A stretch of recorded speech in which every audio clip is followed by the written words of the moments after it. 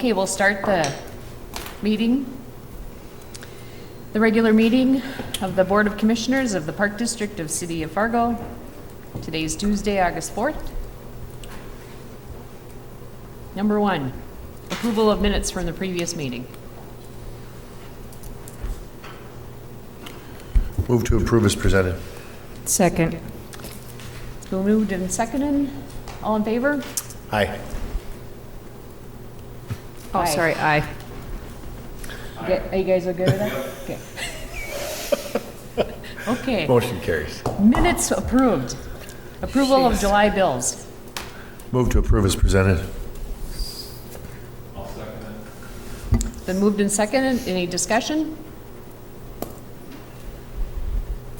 Do we pull the board on Yep. that? Okay. Correct. Money. That's right, money. Commissioner Dawson, You have never been first. Aye. Commissioner Deutsch, Aye. Commissioner Rosted, Yes. Commissioner Morgan, Commissioner Griggs, Aye. Motion carried. Approval of agenda. We have no changes, Madam President, and I just, we do have guests that are stationed outside, and we'll just bring them through as their items come up on the agenda. So, Okay. agenda is good to go. All right. So recognition of audience will just go as throughout the meeting. I'll move to approve the agenda as presented. Second. All in favor? Aye. All right, director's report. Commissioners, I just wanted to give an update on 2 items. One is we are scheduling a board retreat with the 5 commissioners and the executive director, and our plan is to hold that on August 11th, next week, next Tuesday, and that'll be at 4 p.m. And this is just a time that we can get together.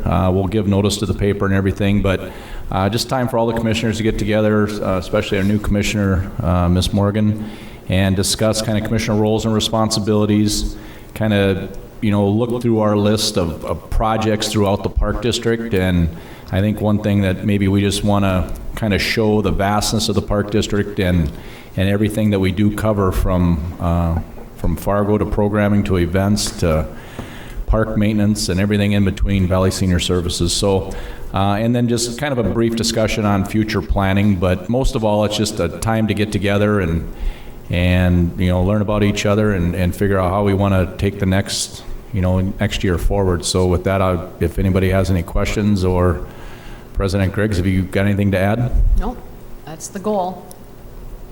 Any questions from commissioners? Bless you. Bless you. And as I mentioned, it'll be very informal. We'll get up some folding chairs and I'll bring down there at the Island Park gazebo and, maybe bring some bottled water or something. But I think we're looking at maybe just to last about an hour or so. So the next item, and we do have a couple guests here, would be just an update on FMCT and the amendment to the lease that we approved at our last commission meeting. And Jamie and Eloise with FMCT are sitting in our audience. And just kind of wanted to touch base. We did approve an amendment to our lease that has been running since 1966 that would allow them to reconstruct their damaged roof. And basically what that amendment stated was that, they would assume all liability since going back to the covenants put on that property when the railroad dedicated to the city and the city dedicated to the Park District, was that it was for strict park purposes or solely park use only.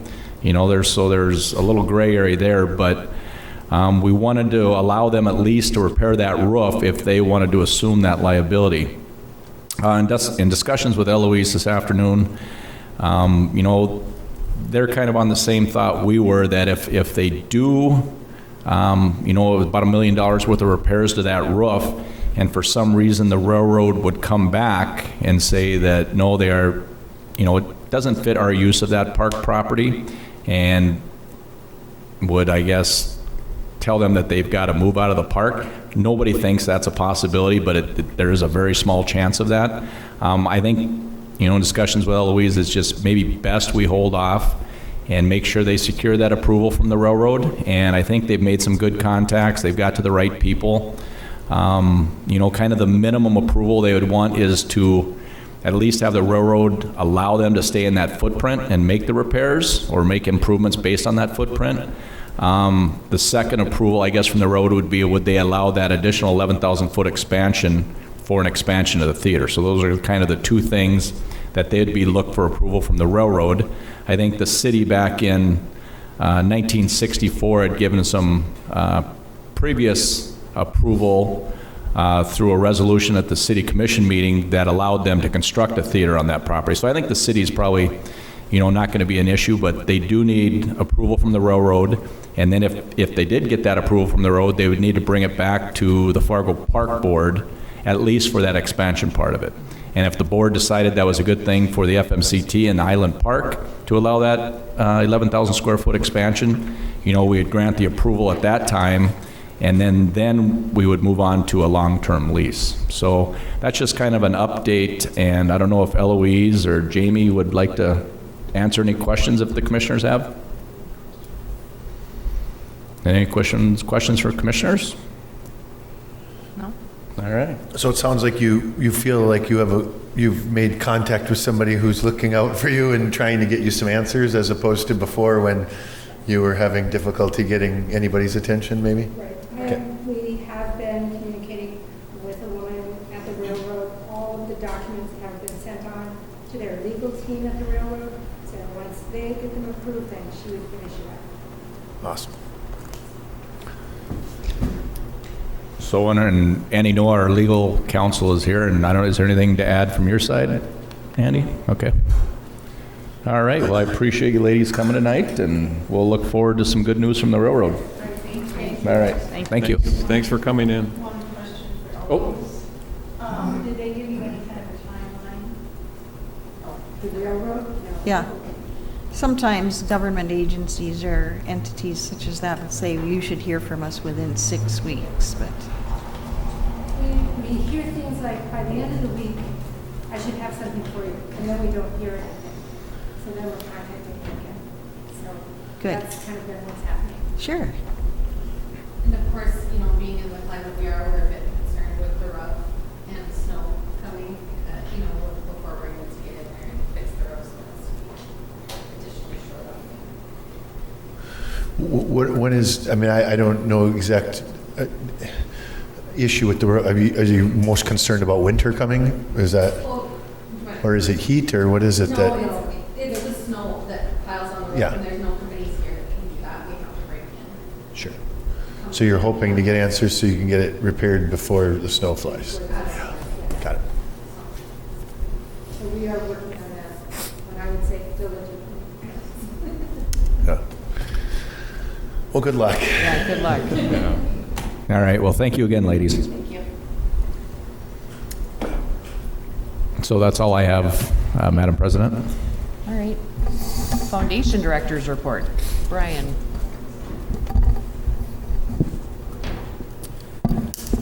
Not a tremendous amount to update the board on. We have been in discussions for several months with another potential founding partner for the sports complex and have reached an agreement. Well, they've made a commitment that they are going to be a founding partner, so a $3 million commitment. We are working on the nuts and bolts of the final agreement. So we have an agreement kind of in our heads or by email, but I need to hammer out the final details. But after a considerable amount of time, they have made a formal commitment to being a founding partner. So that's exciting, even though we can't tell you who it is. We will when the time's right. So that's exciting. I'm not sure there's more to announce or to say on the Park District Foundation side, VSS Foundation side. You all know that we issued an RFP for nutrition services. Got a little bit of publicity in the newspaper over the weekend in support of Meals on Wheels delivery and our need for volunteers, but also mentioned, that we are searching for somebody to replace NDSU or to take their spot. We had two organizations respond, Sanford and Concordia College. So are just in the process of going through their proposals. got some pretty competitive pricing. So we're pretty excited about that. Our goal is to come to the Facilities Committee meeting at the end of the month and make a presentation on who we think the successful bidder should be. And then we'll bring a proposal to the Park Board meeting in September for approval, with the idea that they would be able to start up on November 1st. So that's kind of the timeline that we're working on. And I'm excited. You know, I think we have got two really good proposals to review, and we'll have a good solution, you know, by the latter part of the year. Other than that, we continue to keep real busy with nutrition services and transportation, and are always looking for volunteers. Call 293-1440, Vicki. Takes an hour, Monday through Friday, right before noon. So that's all I have, unless somebody has questions for me. Questions? Thanks, Brian. What was that number again, Brian? 293-1440. 293-1440. Okay. You're looking for volunteers for about an hour a day, Monday through Friday. Don't go far, you're next. All right. Next up is the board to consider approval of recommendation to the Park District, from the Park District Foundation on our grant match program applications. Thank you. So this is officially the fourth round of our grant match program. We did 2 in 2019. This is the second round in 2020. And as you saw in your agenda materials, we had 3 applicants requesting funding. Fargo Post 400 Legion Baseball, which is building a new clubhouse / locker facility for baseball players.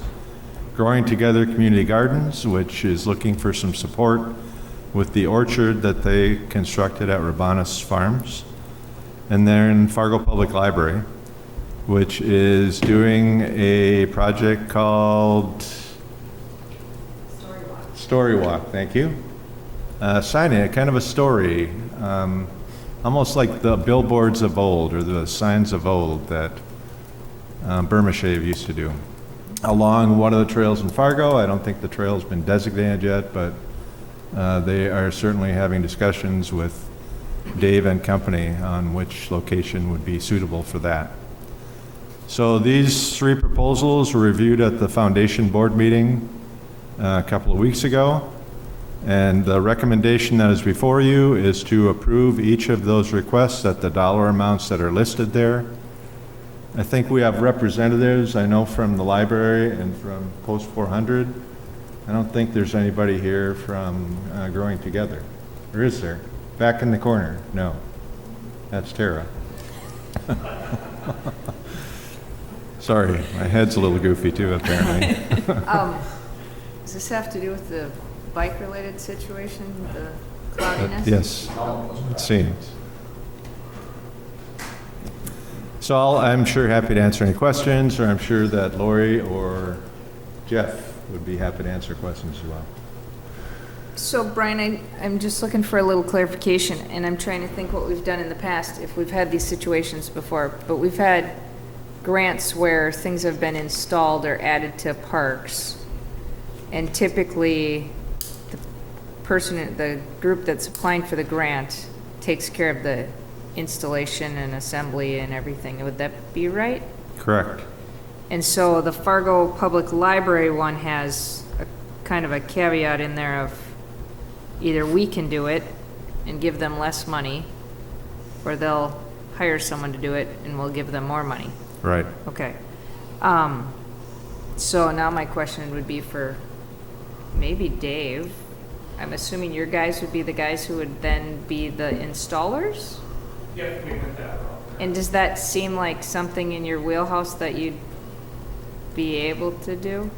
Yeah, we certainly can. I mean, we do similar things already with MetroCog and things like that come up where they do trail counters. So we have done... Like the post hole digging or, okay. Yeah. And we've got all that equipment already for other park projects that we engage in regularly.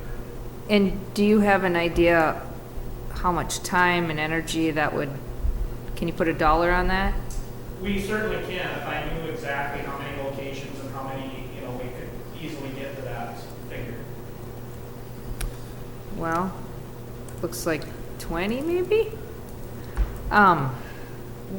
Because of course the question is, do we give them more money and they just hire it out?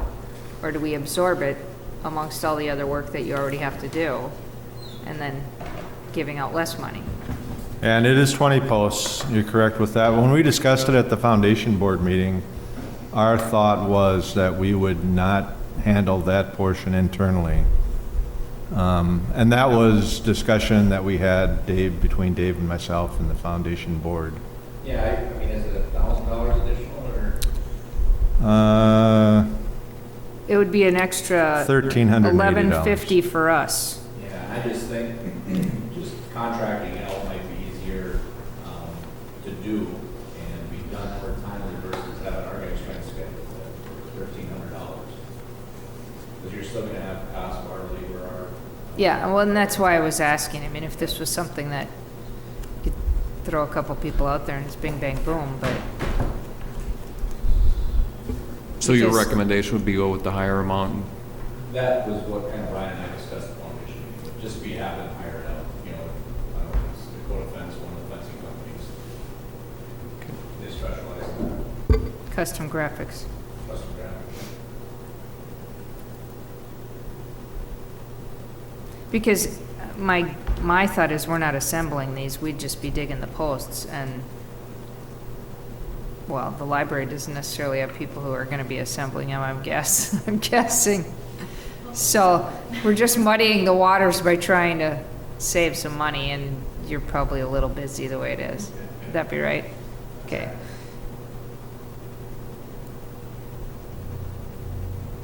So to clarify, you're looking for the 42.63 and 40 cents. That is correct. Okay. I think it's a great idea. I love it. I think it's a cool idea. I think it's something neat, something different. We see people out in the parks, there's, limited things they can do. Is it Lori? Can we ask, would you mind coming up here and maybe you want to tell us more about it? Because I think I understand, but she's going to go our way. She's coming through the gauntlet.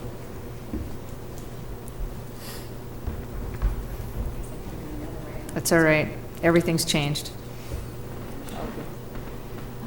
So the story walk is going to be a picture book, basically, that we will mount the pages, so photocopies of the pages within a sign holder that's weather resistant.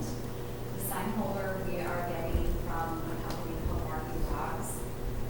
Barking Dog is out of Wisconsin, and we're confident that they will be able to, the sign holders will be able to withstand the weather here in North Dakota.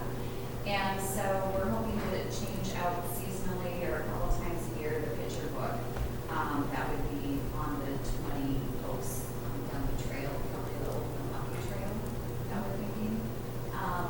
And it's just the perfect year we thought for it. We're unable to have story times at the library, just because we have programs and things like that. And we reached out to Katie, I believe, at Fargo in Communications with the Parks. And she mentioned this grant would be good.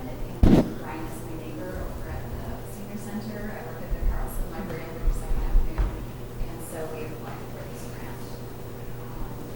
It should be enjoyed by multi-generational families, and should be a nice addition.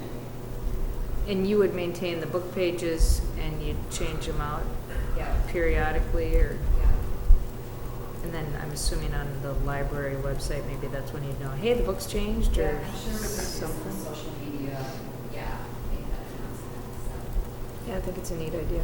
And we have, Dave, Dave Beats, we have room for this. This would fit within, Yeah. Mowing I heard you mention and- Milwaukee Trail, and I don't know if that was already previously agreed to, but absolutely.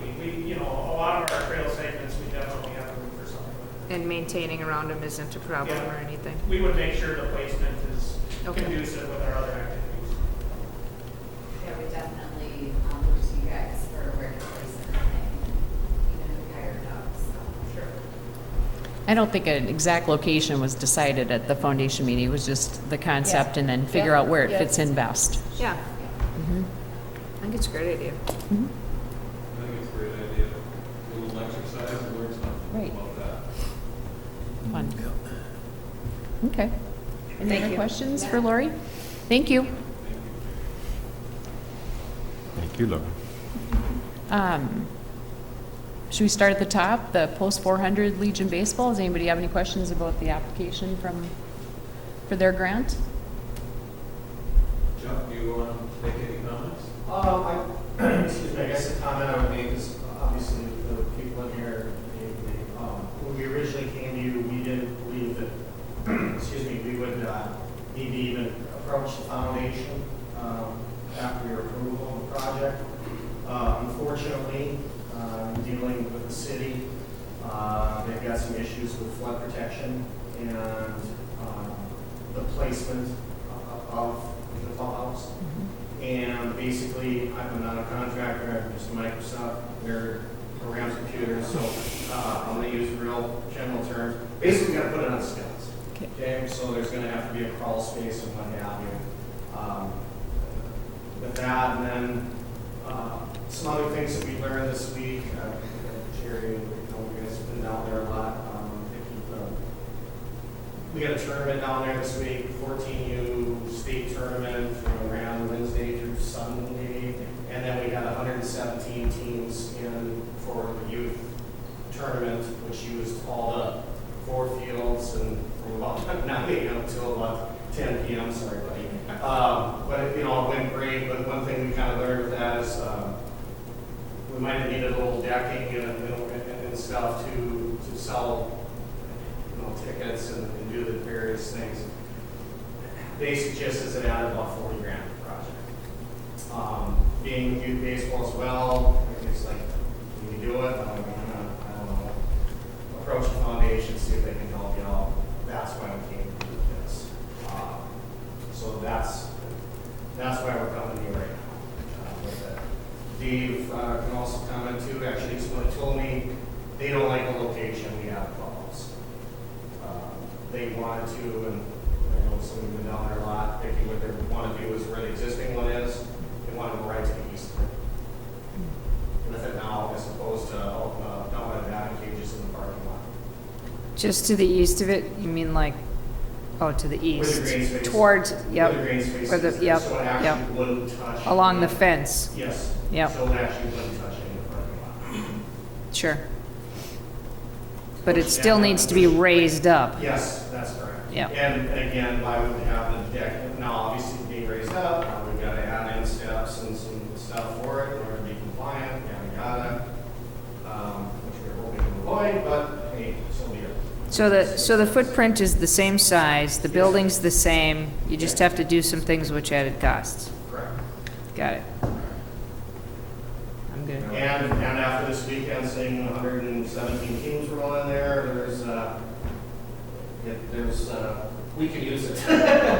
Yeah. There were a lot of kids, so, which was cool, but it was fun.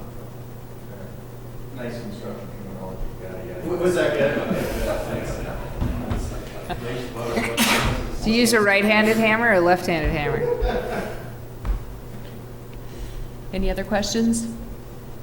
No, I'm good. Okay. And the last one is for Growing Together Community Gardens. Are you Kayla? Yep. Behind the mask? This is Kayla. Yes. So I was adding to extension. We wrote our grant last year and had our nice plan to carry it out, and then COVID hit and took away our face-to-face education that we're planning to do. So our initial grant had signs that we would have just labeling that, this is a honeycrisp apple tree or come find it up there tree. But now that we're not able to do the face-to-face education, we are looking for some additional funds to do more robust signage that has some comprehensive education in it about nutrition facts of the tree, life cycle of the orchard, pollination, things like that. So when you walk through the orchard, you actually be able to learn a little bit about the orchard itself. Mm-hmm. So that's kind of where we're coming from and how our orchard is already started and up and running. It's just we like to do, like I said, more robust signs than we originally planned for. So you're looking for signs plus it looks like some equipment? Yeah, so when we have the matching funds, we are also kind of, this year, obviously for the next couple of years, we would use the equipment as the orchard's going to take a while to reach maturity and produce. But looking to the future for some things for the cheering, to maintain the orchard. And then also, kind of as a result of this, and with some other things we've been looking at, the Soil Conservation District has donated a bunch of berries to plant there. And so we'll have various types of berries patch, and so that's what we're looking for, some fencing to put along the berries as well. And what do you do with what you harvest? So the produce that's harvested will go to, initially it'll go to anyone that worked in the garden, and then any excess produce will be donated. And that falls under part of the guidelines within our code of Department of Ag grant. We won't be selling any of the produce. And we're estimating once the orchard reaches full maturity, it'll have about $11,000 of produce a year that will come from it. And estimated maturity date, how long does that take? I mean, obviously it must depend on the, Typically, 3 to 5, maybe with a couple of the trees that we selected. and so volunteers use these shears? Is it people who are participating use the equipment? So the orchard will be essentially run by Growing Together Gardens. And they're, I'm sure you're familiar with Growing Together, they have a couple different community gardens.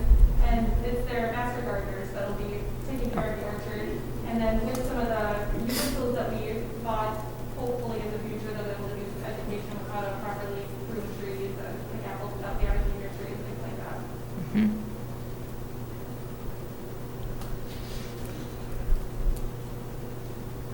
Any other questions? Who was your favorite professor in college? Oh, that was me. That isn't, it's not, that's, come on. You interrupted her while she was telling you that it was me. Thanks, Kayla. Thank you. Kayla, you're not under oath. Just give whatever answer you. All right, can we have a motion to approve all of them together, or do we need to do them separately? Okay. Do we have a You can do motion them to in one. approve the grants as proposed from the foundation? Okay, I think it depends upon the, so moved, but I have clarification, so we can do that under discussion. Okay, Second. all right, there's a motion and a second to approve all three? to approve all three. Okay. Yep. Is there a discussion? So, under the community gardens, it says it says total estimated project cost $8230. But then when I look down to project cost estimates, it says total is $4115, so I'm a little, Yep, so with that, the $4,115 is what we're asking from you guys. Our matching funds were $1,015 from a couple other sources. So total, if we get these funds, the project would be at $8,000. okay, so 8230. on the, would it be the second page? The second page of the application where it says project cost estimates, that's not listing everything, I'm guessing. That's listing half. No, that's a great question, and we did discuss that at the foundation meeting. And at that time, we're informed that the additional costs have to do with some of the work that's already been completed. But the total project cost is the $8230. So this is half of the expense for the installation and signage at that community orchard garden. So I would prefer that this be clarified to show that the total cost of the project is the $8230. Sure. Because right now, it looks like we're funding, if we approve 4115, it looks like we're funding the entire thing. And I can see the details in here, but when it shows the project cost is 4115, and we'd be giving them 4115, it doesn't make sense.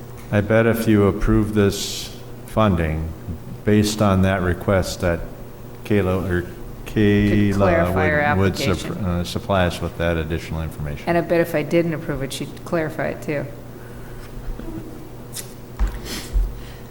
So Yeah, that- so just some so clarification on that app, just to clarify how the total comes up to the 82. Right, adjust the 30. application to reflect the total cost of the project. Exactly. Okay, Otherwise, I'm good.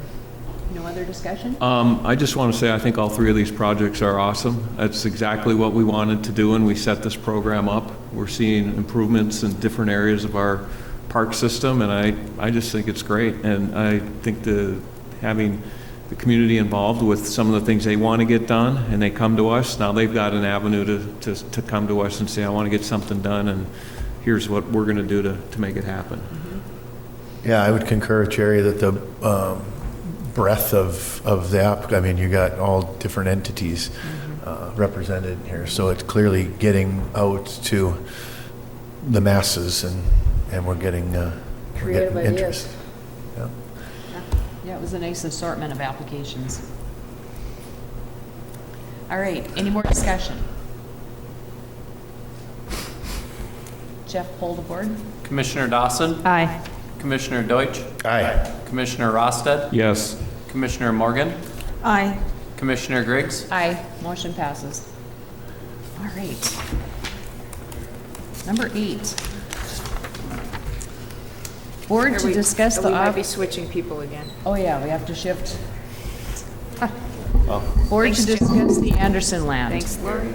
Thanks, Kayla. Thank you for coming in and Thank you.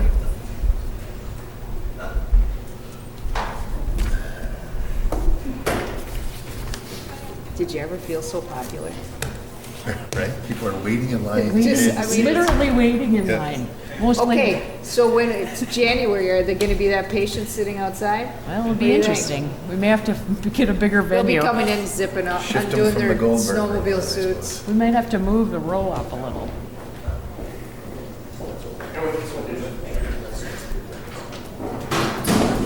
This is a bigger crowd than the last group. We didn't trade one for one.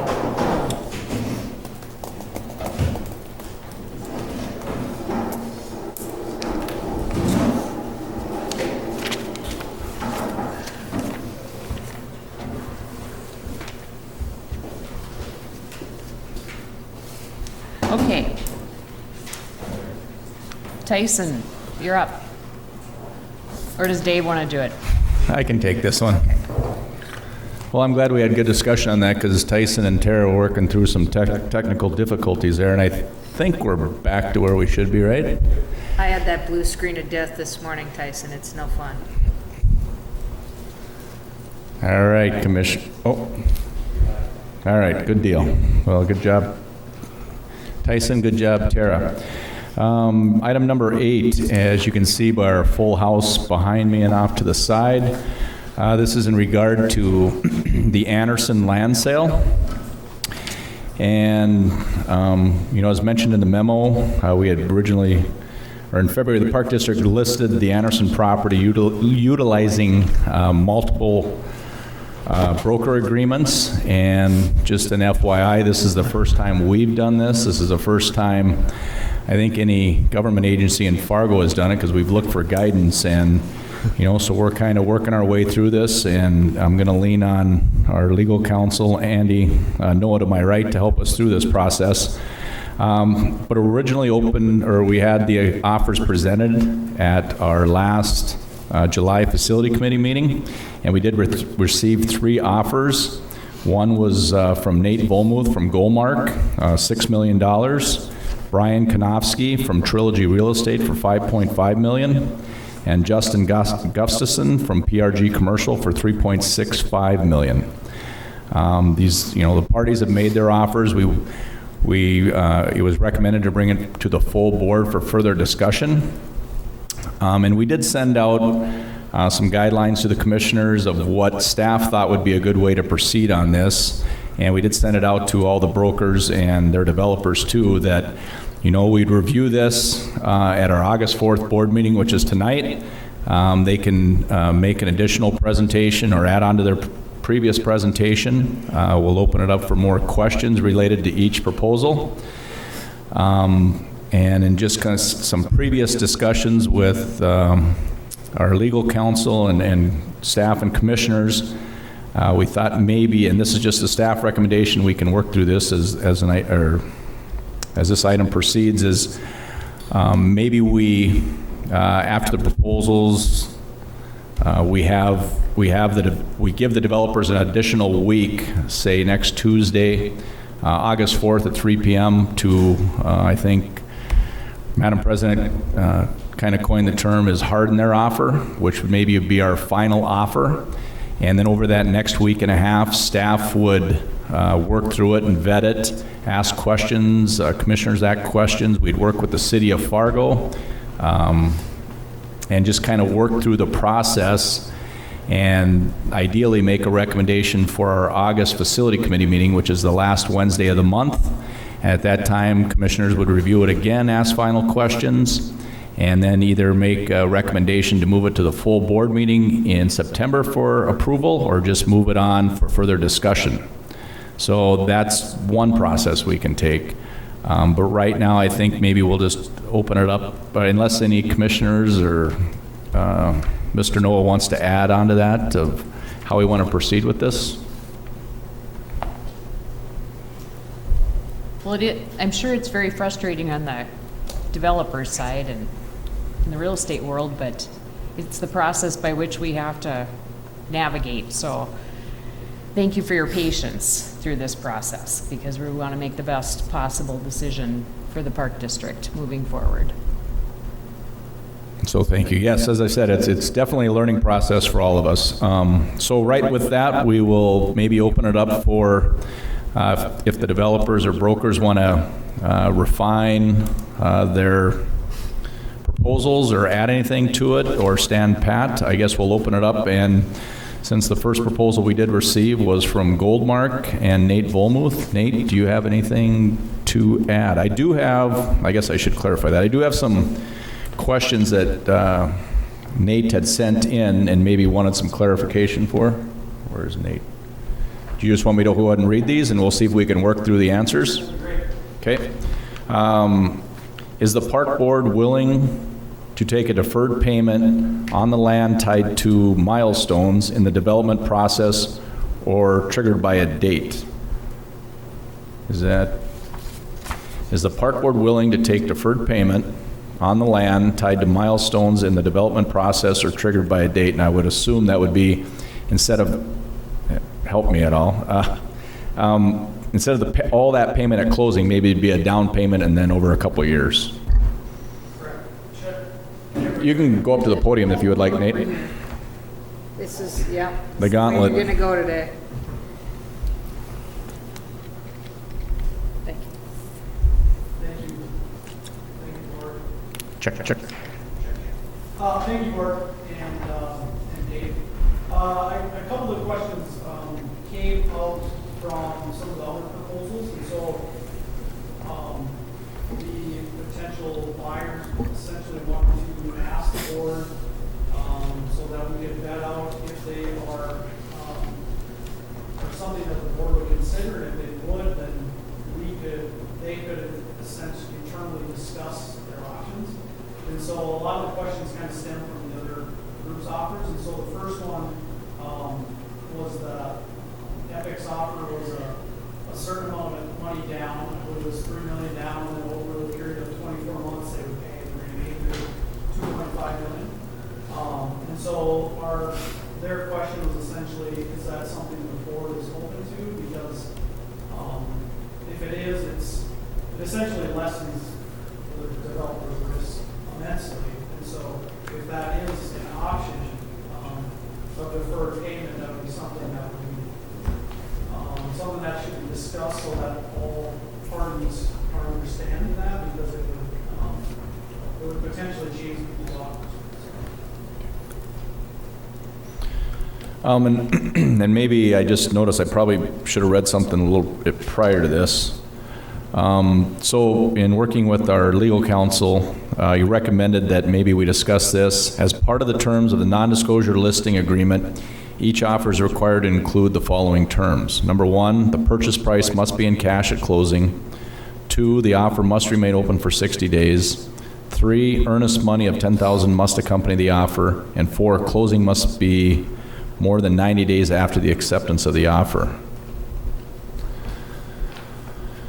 Yeah, so the issue, the resolution that was passed by the board was fairly broad and gave the authority for the actual terms of the non-exclusive agreement to be decided by a date. And we kind of put together those parameters. So obviously when the offers came in, some of those offers did not meet all of those parameters.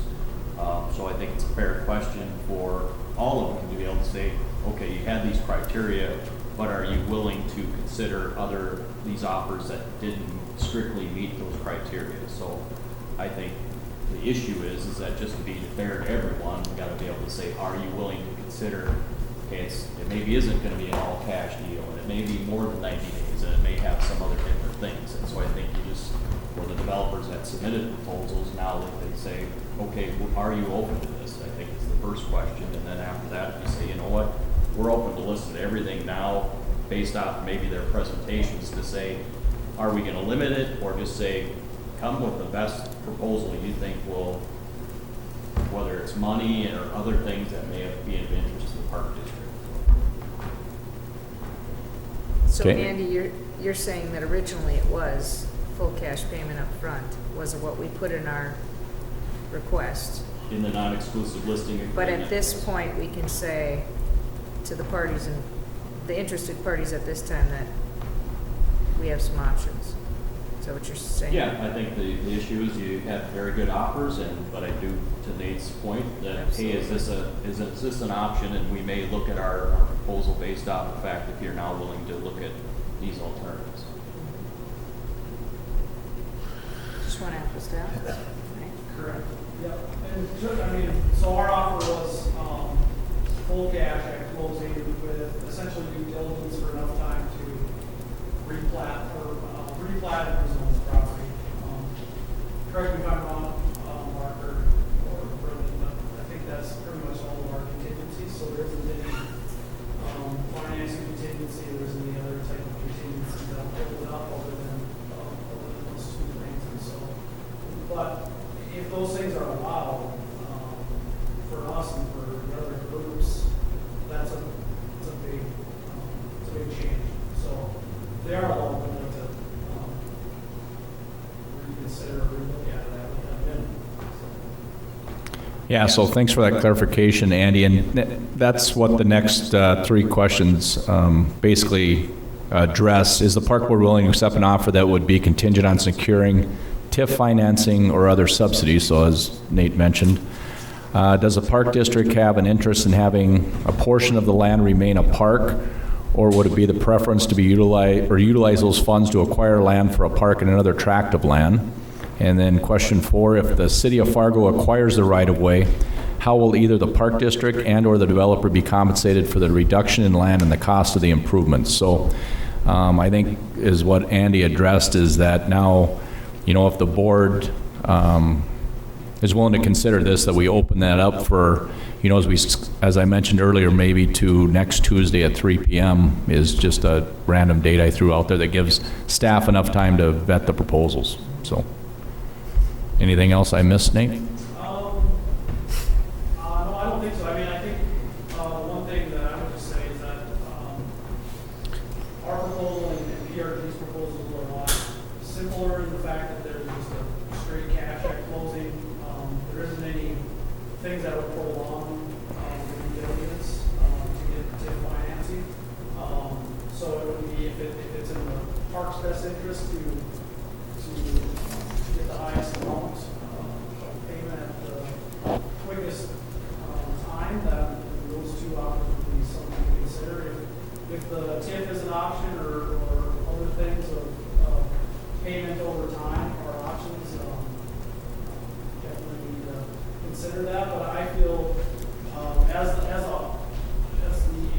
listing agreement came out and as we brought offers forward, I viewed it as more as this is a purchase agreement for a piece of land. It's not necessarily a request for proposals. It's not to bring designs forward to try to entice or not. And I don't have any problem with that happening if that's the way that that it needs to be done or the board wants it to be done.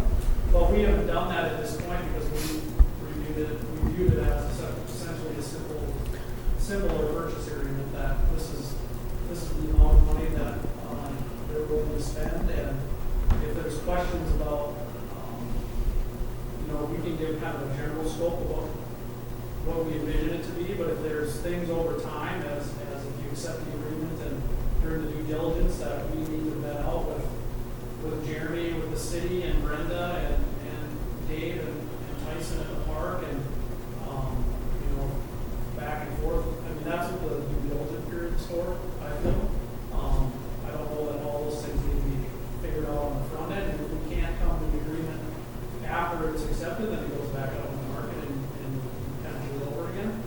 But to treat it as a kind of as a quality RFP to have people come and present, I mean, it's fine if that's how you want to do it, but it's a little different way of so I just want to make sure that the board understands that could delay the process, and if the board's fine with that, then that's what you should proceed with. But that is what essentially is probably going to happen with those other types of arrangements. Can I ask a question? Yep. What is it, do you have any plan for, if it's just a simple land purchase, do you have a plan for it at this point? You said that you didn't want to put together any kind of elaborate proposals. Yep. So we have, Mark and I share the plan, right? Do you want me to speak to that, or? Well, Mark can come up. The plan that Mark's group is essentially it's broken into, it's not broken perfectly into half, but the back half is a Class A multifamily housing development, and the front half is commercial retail and office. There's food back there, There's, though. pick up a sandwich. Mountain Dews and everything. So it's a valid question, and our plan for it is a mixed uses development in which we're going to incorporate Class A apartment housing rentals with complementary retail commercial uses. 45th Street is obviously a great corridor for the city. There's beautiful parks there. You have the softball fields, ball diamonds. We feel we want to put together a product that really complements those uses and is more timeless in design, that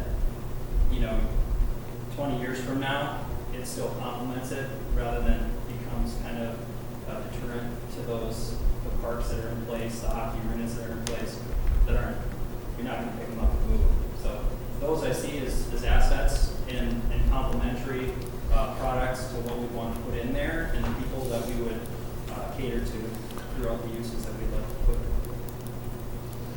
So how did you describe the housing aspect of it? I describe it as Class A multifamily housing. So essentially nicer apartment buildings, to put it kind of in layman's terms.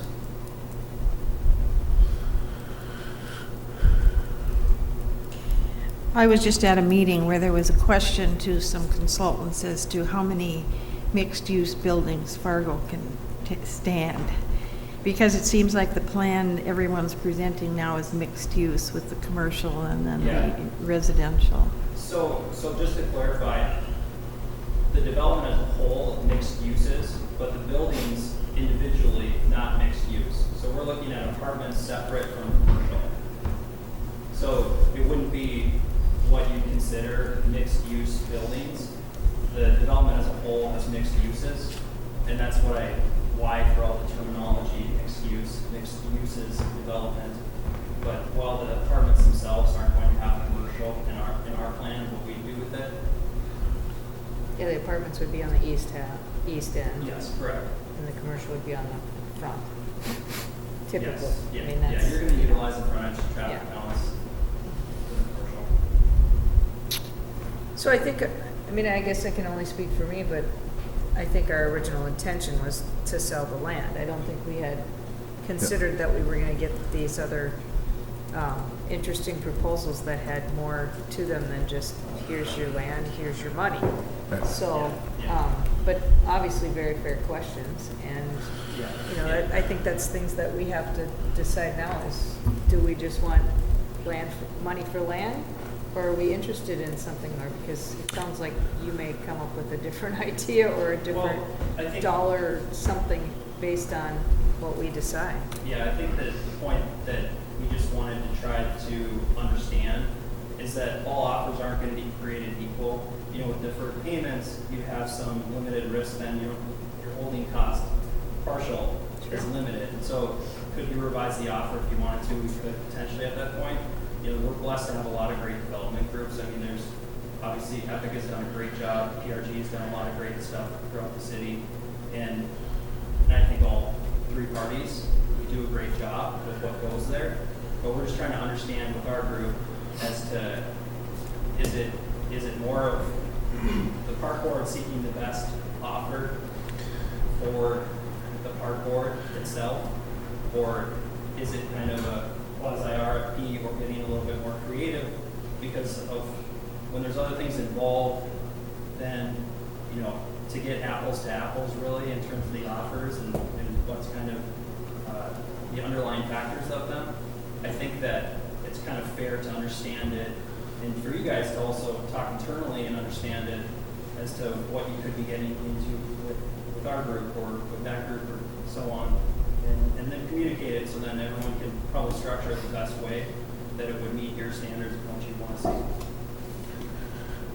see. I think, you know, I'm just going to say this, talk this out now because we're going to have two more groups coming up and presenting. But I think it's fair to say that as a board, I can say to you, I don't know. We don't know because we've had no discussions whatsoever. We've never sold land like this before. We you know, I don't speak this language, but what was the process we went through where we put it out for bid originally, Dave? Yeah, the original process was just a typical bid opening where we put an announcement in the paper for 3 weeks. We have a bid opening date. It was basically a cash for land exchange, as Commissioner Dawson mentioned earlier. And at that time, the bids just, board didn't consider them acceptable. So we tried that twice, giving them a little more time on the second run through. The prices actually went down. So we took some time off and looked at another option that was suggested by a past commissioner. So to answer the question, the original plan was black and white, just that, sell the land. But I guess we never had any discussions about it. So then we go this route where they can go out and find you, and in the process, these proposals come forward, and now all of a sudden I've got a $6 million project with no details in whatsoever with what you're going to do with the land, and why would you? Because we didn't tell you, and in the old process you didn't have to. And then I got another one for $500,000 less than that's talking about us partnering together. I have an idea of what they're going to do with the land, and I'm starting to think to myself, well, gosh, now I can protect the recreational aspect of the area, which is what my job is. And all of a sudden I'm thinking about all these things that I was never thinking about before, and guess never really had any plans to start thinking about. So I'm in the same boat that you are with the question, if as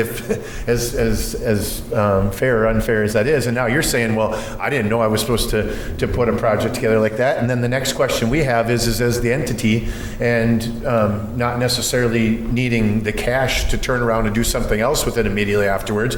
If we don't need to take a lump sum cash amount, I'm hearing that there's a potential for that to be potentially more money if we didn't need to do that. I mean, I feel like we have as many questions as you guys do at this point. I'm just an honest person being honest with you about the situation. Well, and Commissioner Deutsch, that's one thing we realize, and we just kind of want to present this as a second run through at the commission board meeting level to answer those exact questions and then kind of vet it out over the next couple weeks. Right. Thank you. Thank you. Try to get no answers to your questions. Clear as mud, aren't So the answer to answer your question is that we don't have an answer yet for you, but we're definitely going to work towards getting that for you. We understand why you're asking. Yes. It makes perfect sense. And we appreciate the question. So is this where we thank Epic for making it crazy?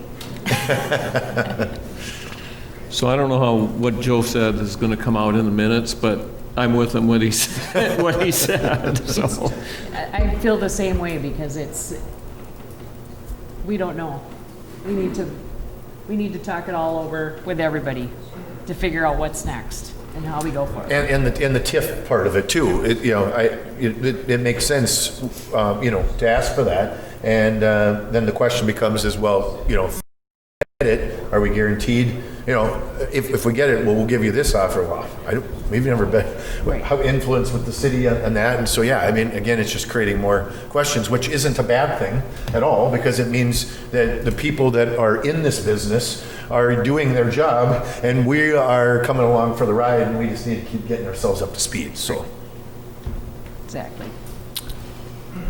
Oh, got a comment? One comment to add to what Mark had said, that ultimately it seems to come down to a decision whether or not the park district wants to participate in the risk. Either you can get paid day one and be able to move on with whatever projects or visions that you guys have in the park district, or secondly, you can get paid out in kind of a tiered system. But ultimately, at that point, then you're participating in the risk. If there's, the Epic's had a number of wonderful projects, and they've all done really well. But at any point in time, whether it's bundles or PRG or Epic, you're only as good as your last deal. So in the event that there's a big market shift, or there's cost overruns, or come up with any number of different reasons. Ultimately, if you're leaving pretty close to 50% of your funds on the table, and the developer doesn't perform, ultimately, there's a big risk there. It's a huge risk factor. And then secondly, there's the opportunity cost of not being able to put the funds to use, because you're going to have to wait 3 years. So I don't know if you guys have any projects on the docket, or if you have to maintain any existing parks, etc. Those funds are not going to be available to you.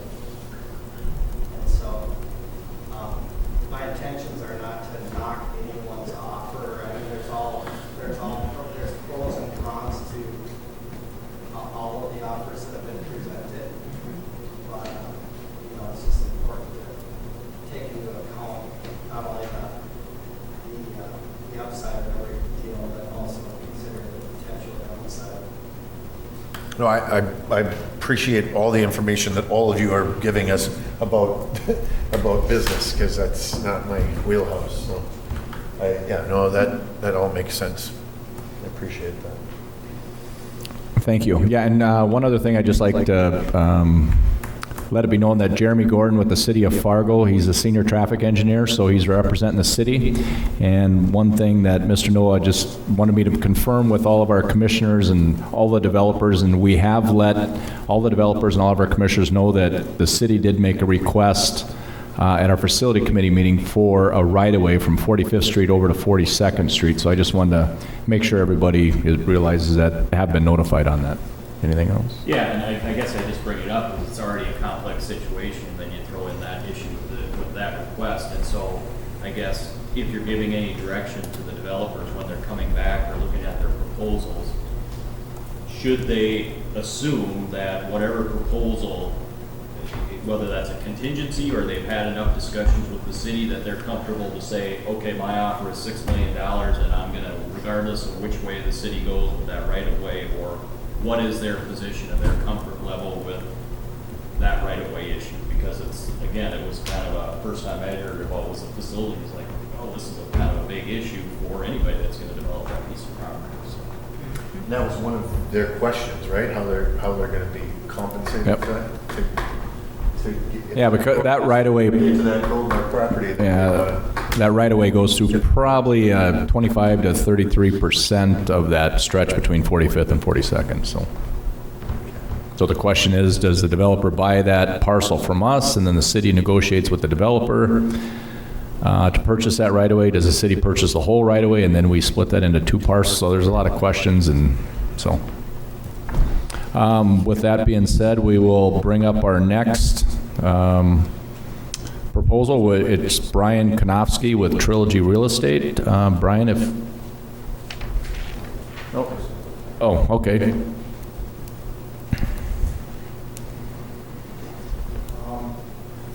we go to our page 15? Thanks, Christian. Having us here and give you our updated proposal. I just want to talk a little bit about it, and I think everybody has this electronically. I'm not going to read through the beginning information. A lot of it is important, but for the sake of time, we'll just talk through it. And over the last week or so, we had a study that we engaged probably 2 months, maybe 3 months ago. Actually, the company was referred to us by Fargo Housing Authority, and it really helped us solidify our vision here and what we want to do. And so, because of that, we updated our purchase agreement or our offer. Not very good at the term, but those guys do that. But we agreed we're fine, as we stated in our memo, that when we close, it'd be $6 million. And before we had 5.5, and then how was the road going to be handled? That was, in our mind, somewhere between $400,000 and $700,000. And so the development that you have proposed by us, we eliminated a whole bunch of contingencies that are tied to the TIF. I want to talk about the TIF, no question about that, and what we could do with this space for the community. But our goal is we feel very confident of representing 6 buildings, maybe 7, just depending on the footprint, but I'm pretty sure it's going to be 6, and one of them will be a little bit bigger. But there's some variables there, but one of the variables that we don't have is our money up front, our money at closing. We asked for a little bit longer time than 90 days because of the road. Because we're designing this whether the TIF happens or not. And that's a bold statement to say because I don't want to take the energy out of that. But I think there's enough energy anyway. I really do. Is our road, we're going to put it in. But we're going to put it in the way that Jeremy is okay with it, whether he hooks onto it or if it's part of the city road process or not. There's some variables there that is really up to the park board if they want a road coming through there or not. If they don't, ours is just going to empty out into the southwest arena, just a connectivity thing and do as the park board wishes. Our roads aren't changing.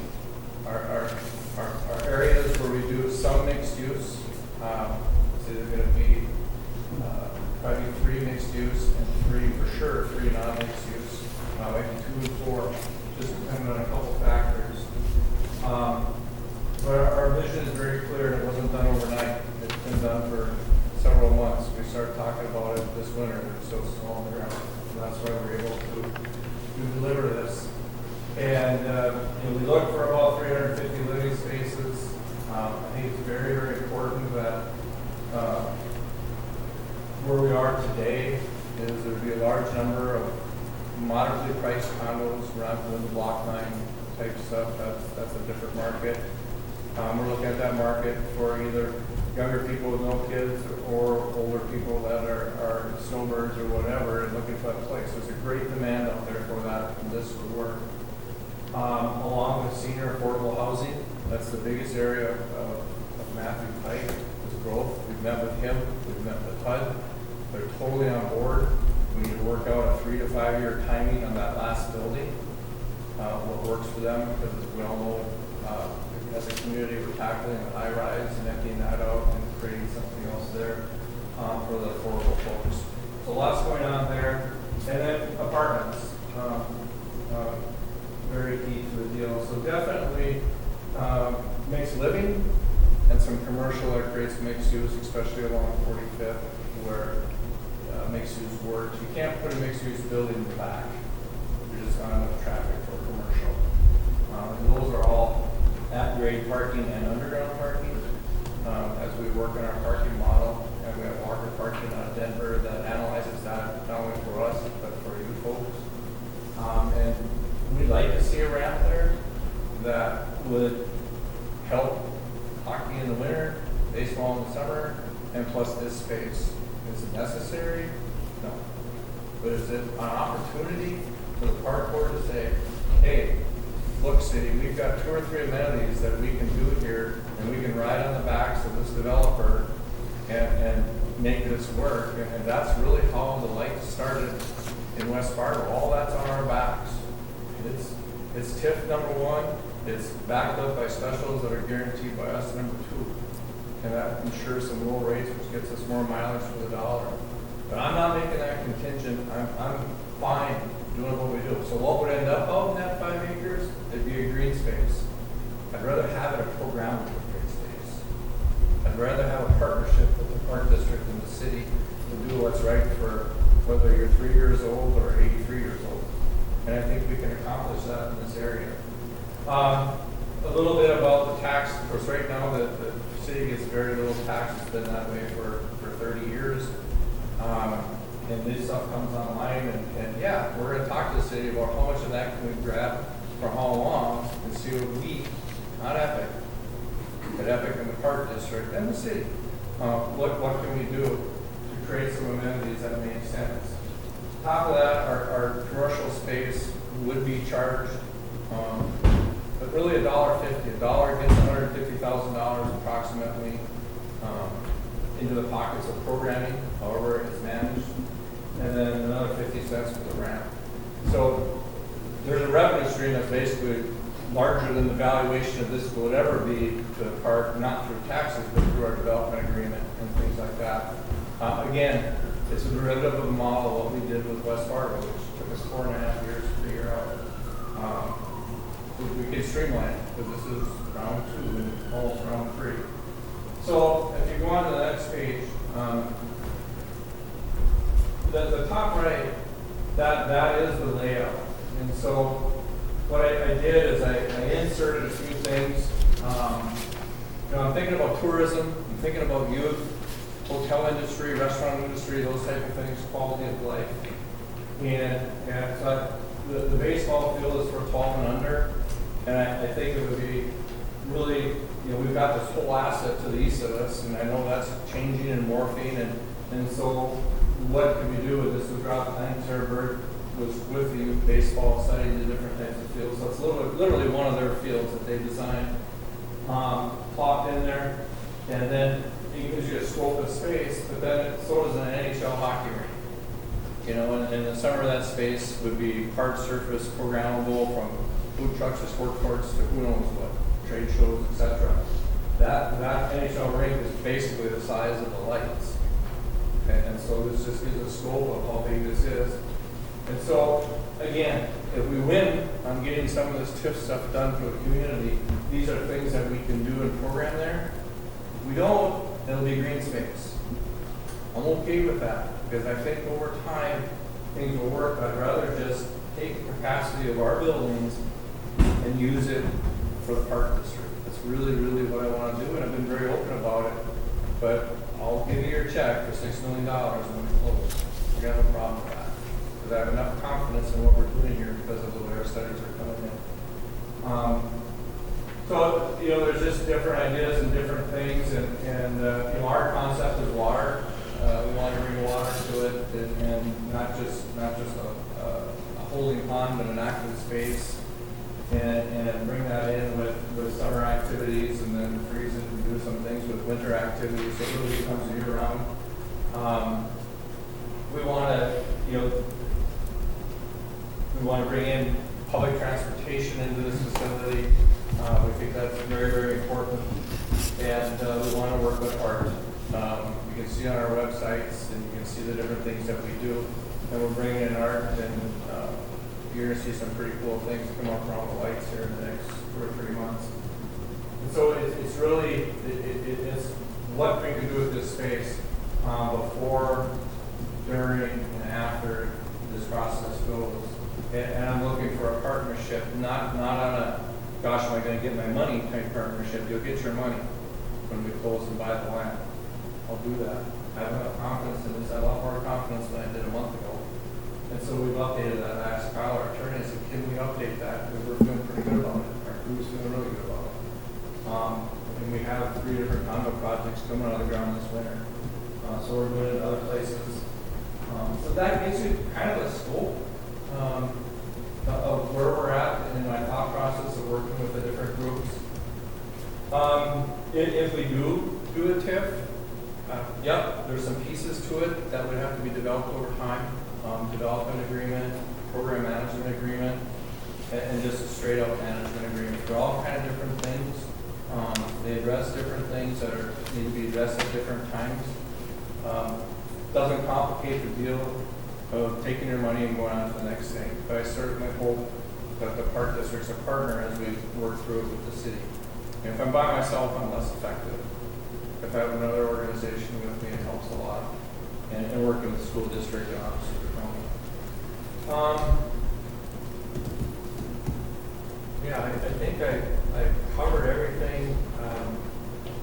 I'd just like to go to the final slides just to really get the scope. It's pretty far down. Trail blocks just included out there. That's a really good view of it. And so our first phase would be the would be this building and this building. Those two are for sure mixed use. This one, depending on what happens with the road, will determine what this one is. And then this one could be mixed use as well. But the back ones would be not mixed use, would be condos and apartment living. The senior affordable housing is back here. And that's kind of tucked away in that corner, and it's just strictly seniors that were janitors and waitresses in their life, and they need a place to live, and I think they should be able to enjoy what other people can enjoy. Then we go through our parking matrix, and then you can see where the road.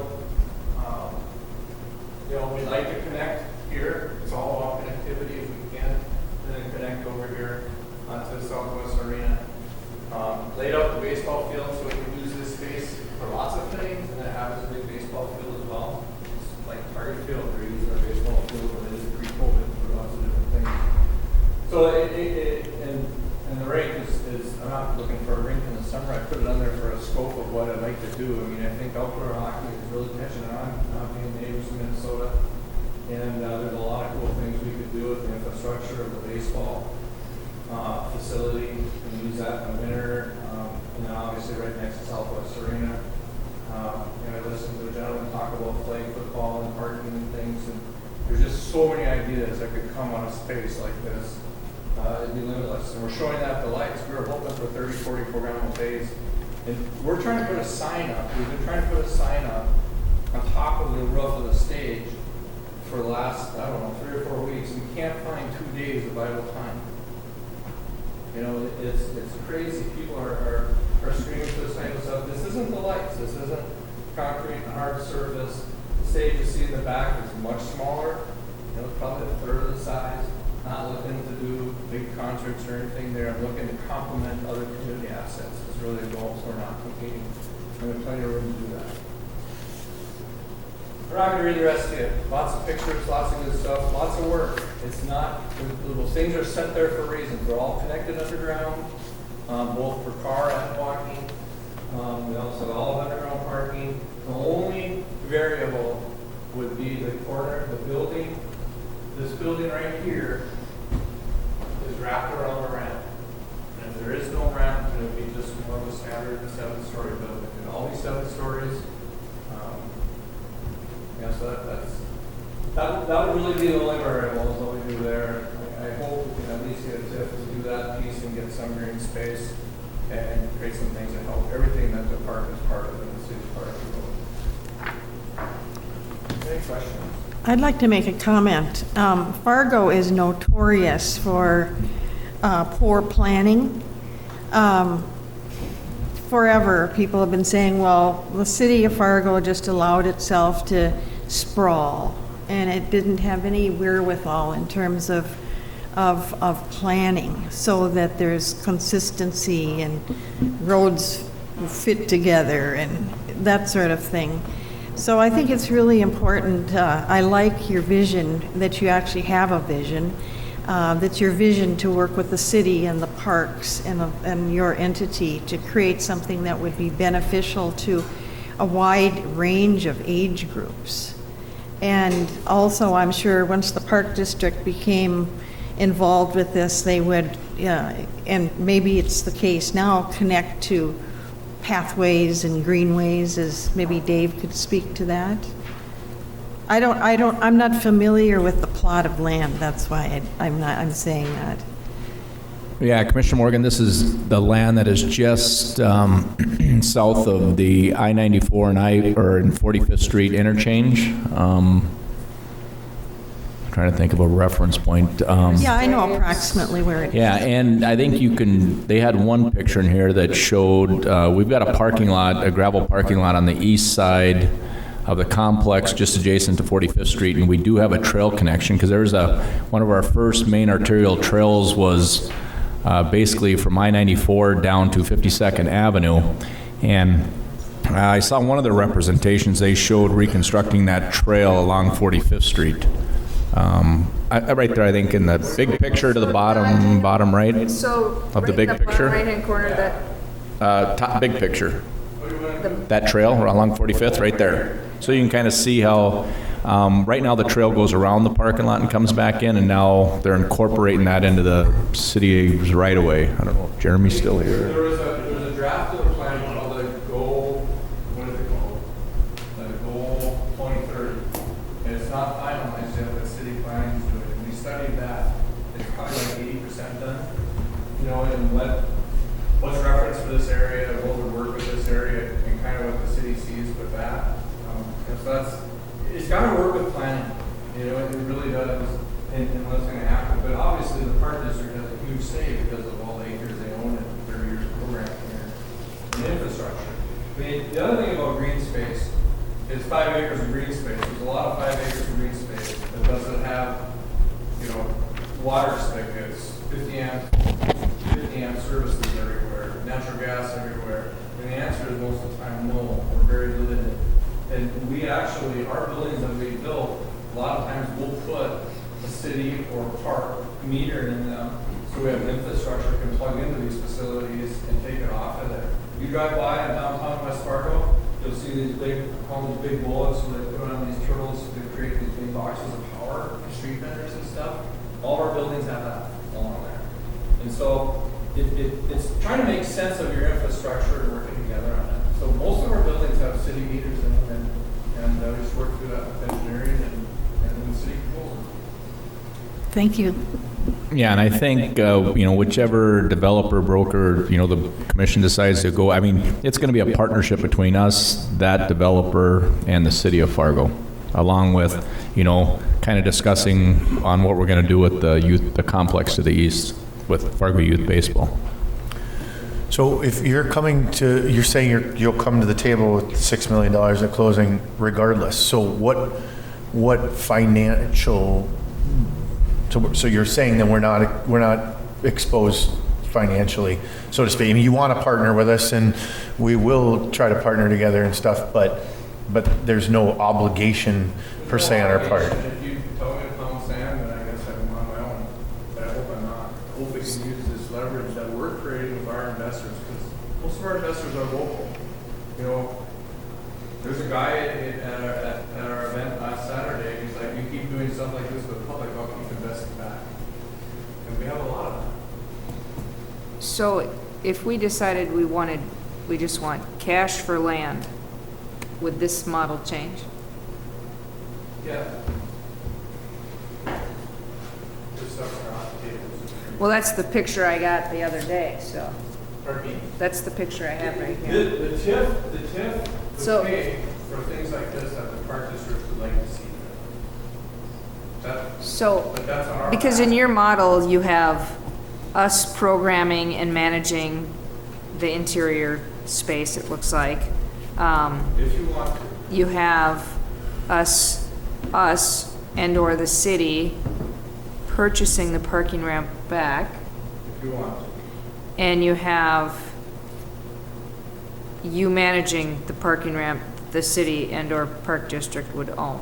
Yeah, my communication there, ma'am, is I don't want to be presumptuous, and I don't want to be too humble. I'll do whatever between the city and ourselves and the park district makes sense. If you say, hey, what, I don't want to do the parking ramp, fine, we can figure that out if we have to. If it's the green space in the middle, we don't want to manage these assets, that's fine too. I'm fine. But what I'm saying is I'll buy the land and we'll work through that stuff. And it could be real simple. Say, here's my check. Okay. That doesn't mean I won't go to the city on my own, but I'd rather just do a community partnership and who owns what at the end. It's kind of like the lights. That took a couple turns as we went through it because we figured out some ways that might make more sense. And part of it's based on economics, part of it's based on horsepower, type of people. That's why West Fargo Events was created. The city's like, we don't want to get into the event business. And so West Fargo Events has 2 park board members, 2 school board members, 2 city commissioners, and 3 people at large. It's a charitable organization. That was the city's solution, saying, hey, let's just run this as a community. And it's worked out really well. That's why our event count is so high, because they're coming from different walks of life. You know, Barb at the park house, like, let's put that over there, that takes care of this here. You know, it's kind of cool. I'm not saying I agree or disagree. I'm just asking. No, I'm just if we say I'm not note all these pieces. I'll try and write as much for me because I'm not very good at that. But I have communicated to Dave and Tyson that however it goes, as long as we get to the end and do something better for the community, I don't really care who owns or manages within reason. My goal is, I want to see this active. You know, people, as our study shows, there's a demographic, both young and older, that like to be where it's active. You know, we had a pushing 80-year-old lady come into the lights and say, I want to park, and we're like, whoa, are you sure you want to be there? And she goes, yeah, I'm sure. My kids aren't here, and I'll sit on the patio.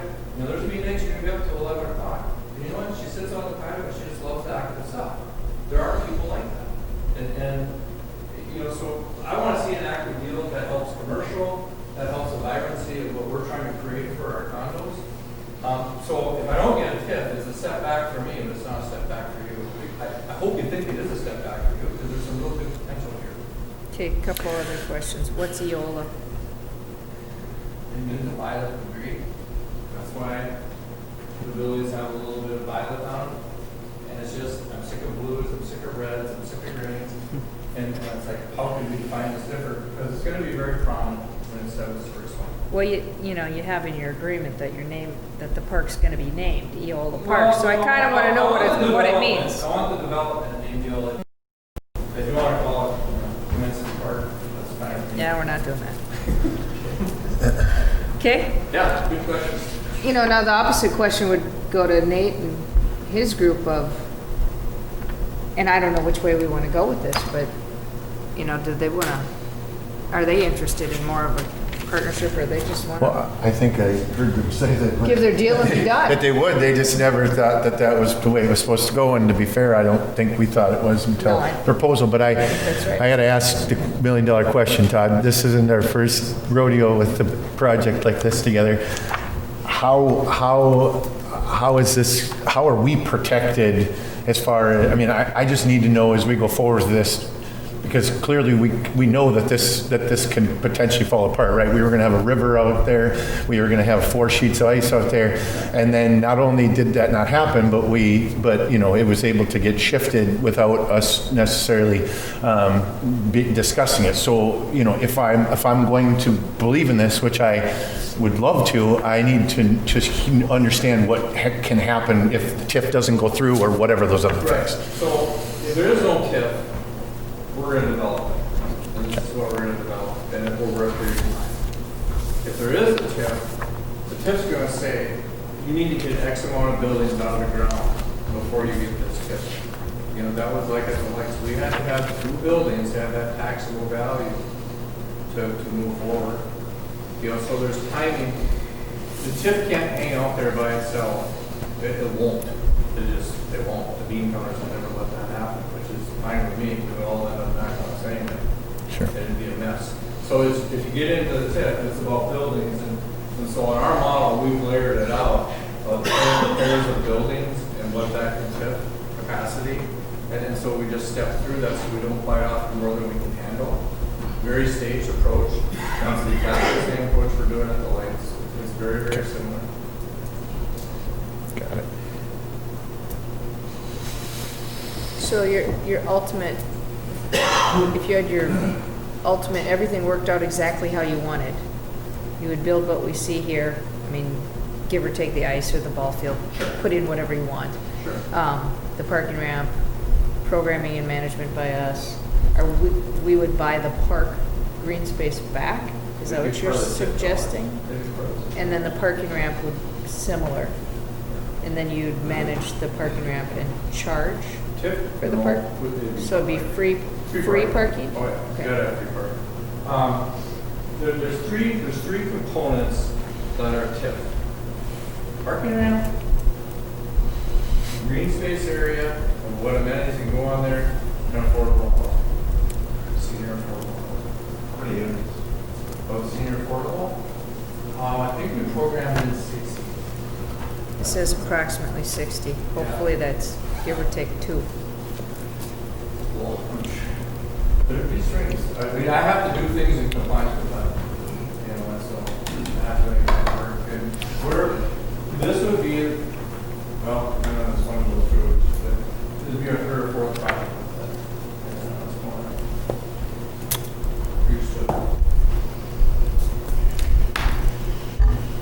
That all the questions? Thanks. Oh, we have a question for our attorney.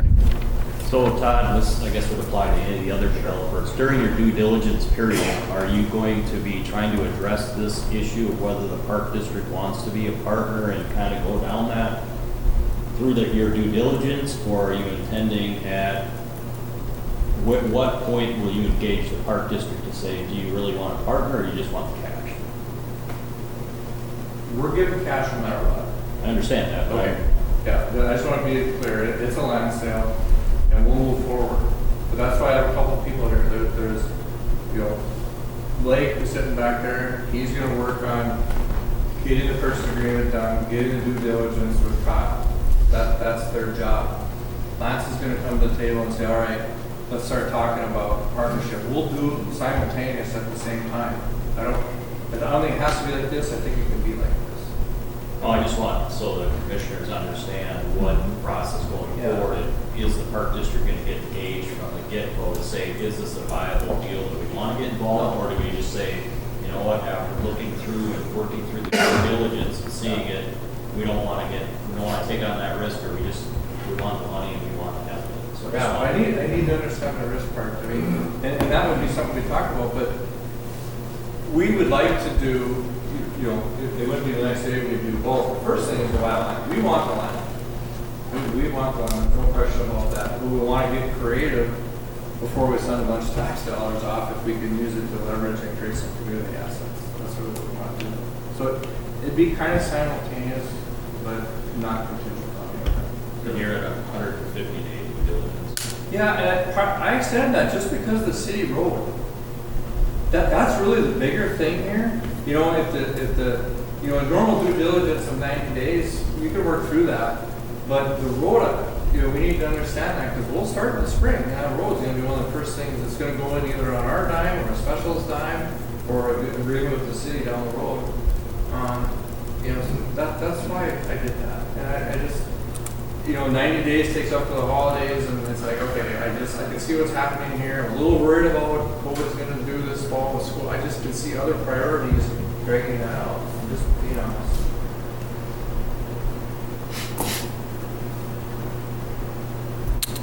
Any more questions? All right, thank you. Thanks, Todd. Thank you. All right, our third offer, oh, I'm looking at the wrong thing here, is Justin Gustafson from PRG Commercial. Justin, the mic's yours. All right. Hello. We took our offer as simple as possible. When we signed the non-exclusive listing agreement with our terms in there that our district had requested, we took that as an approach. It was very simple, black and white. here's what it is, it's land sale. So you can see our offer reflects that. When we're aware of the city wanting a right-of-way request, I think any other developer in here can all agree that that's the biggest contingency out there. When you look at taking a good chunk of your land away, that's a huge expense for income for whatever you redevelop there. So we took it as the approach that we'll deal with the right-of-way. We don't want the park district to have to deal with that. Just simple terms, came in with our offer of $3,650,000. We're not doing a contingency. We're taking that risk. We'll deal with the city. We're happy to work with the right-of-way. That's our biggest concern. Not knowing what's going on, I would say once the other developers see what the intentions are with the street project, they might alter their costs, which reflects the price that the park district would get. So we took that very simple, just came in with that approach. PRG's been going for this land since the beginning. Go back in the record and reflect that. Pretty simple. We're planning on similar use.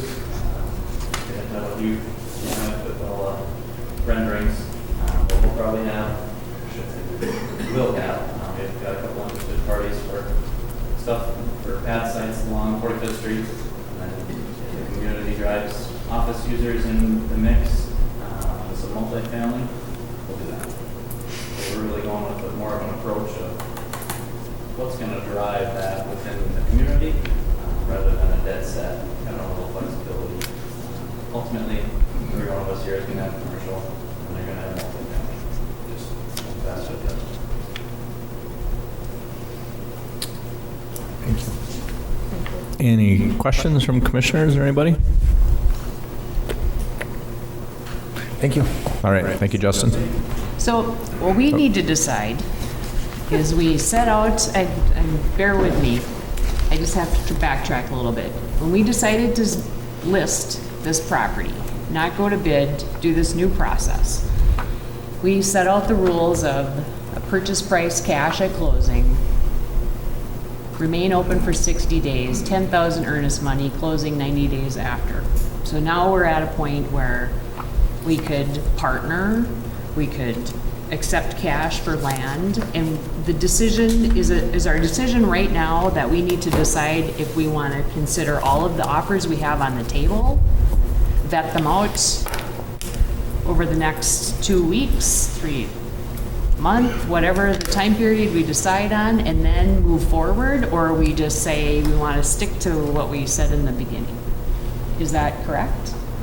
I guess from my perspective, given the fact that all of the offers did not meet those requirements, I think it's at this point, you make the decision, are we willing to open it up and consider other options? Okay. If you do that, I think to be fair to some of the people, the offers that were more strictly conforming with those requirements, that you would give them additional time to come back and say, okay, if we are willing to provide options and we want to go down this, you got the spectrum of cash and you got the spectrum of you're really involved with this development for years to years.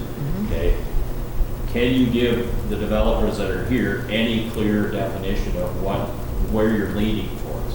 And that doesn't prevent them from, like Epic, where they come in and say, we'll just do cash, but we'd like to go this route too. You have to understand the due diligence period is they got that time and they tied up that piece of property for 120 or 150 days. They can do their legwork, they can work with you, you can develop or figure out where this thing's going, but ultimately they get to day 149, they say, you know what, we just don't want to do the deal, then you're back to square one. So that's, I mean, all of them usually are going to, other than the PRG's got no contingency at this point. But I think you could make the proposal and say, hey, you can do two things. You can give us the option of cash, just like Epic, or you can do another proposal saying this is kind of what we want to do, and you'll figure that out during the due diligence period. Just like to add that we did meet all the terms that were addressed in the agreement.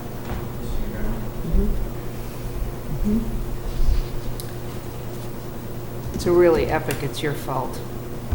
You just muddied the water.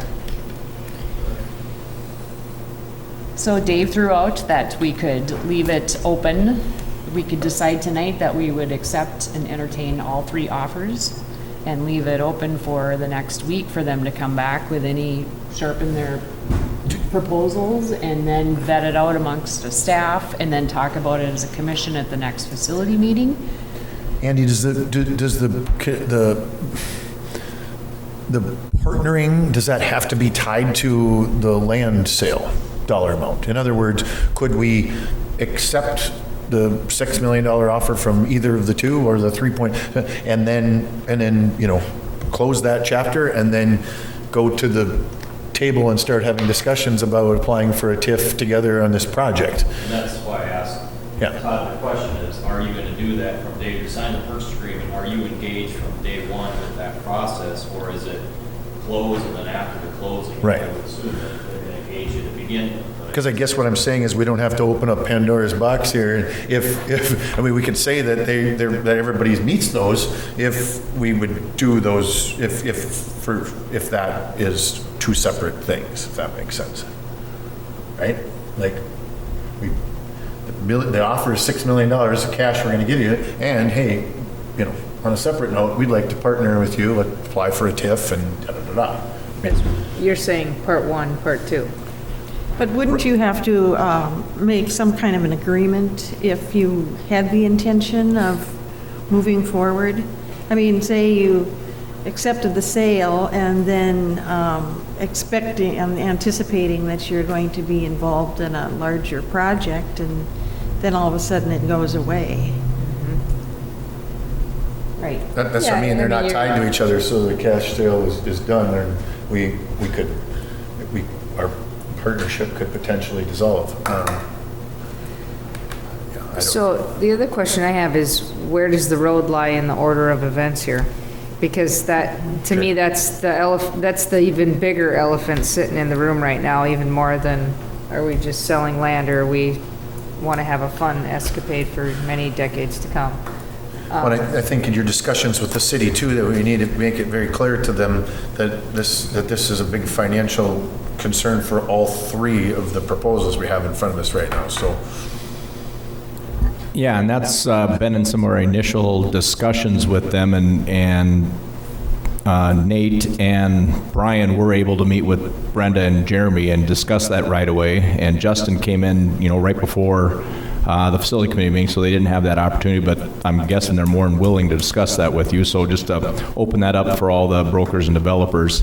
But yeah, we realize that it's going to be a 3-way partnership with the Park District, the City of Fargo, whether that road goes through or doesn't go through, and then the developer. So yeah, it's kind of a partnership, and the big thing is what comes first, you know, the chicken or the egg, and you know, we're muddling our way through this and trying to do it properly and as transparent as possible. So which does come first, the road or the sale? Well, I think the road, one thing, you know, we plan on meeting with Fargo Youth Baseball.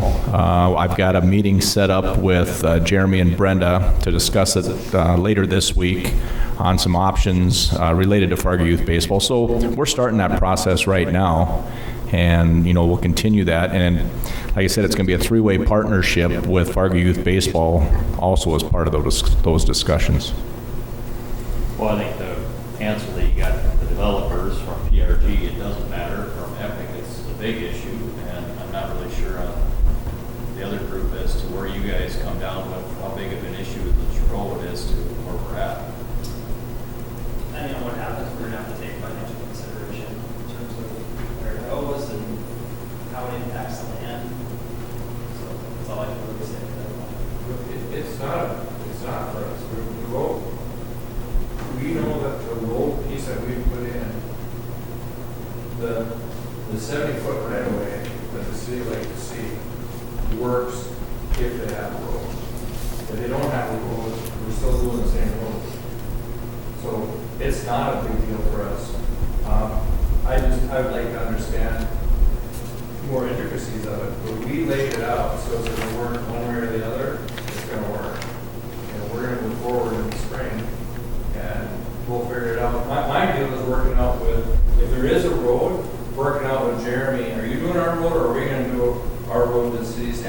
hook up to you. Where the road goes, we've already worked out with the city that they're okay with where it is. You know, it's creating a smaller lot, and the reason we're able to give that, to set that up is because of the 7-story road. That's what's making it work.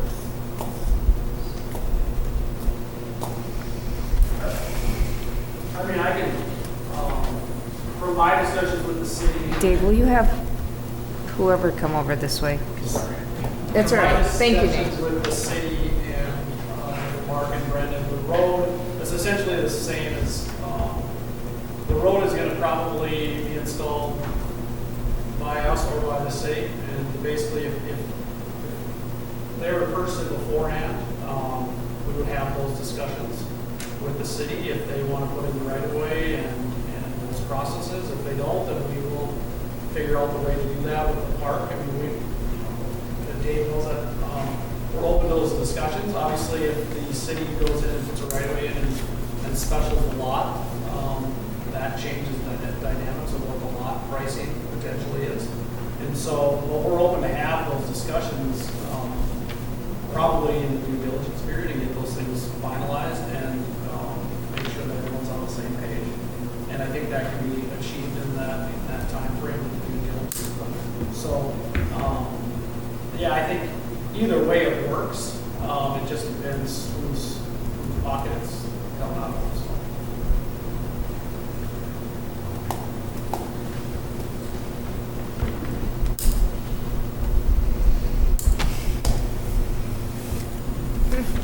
So.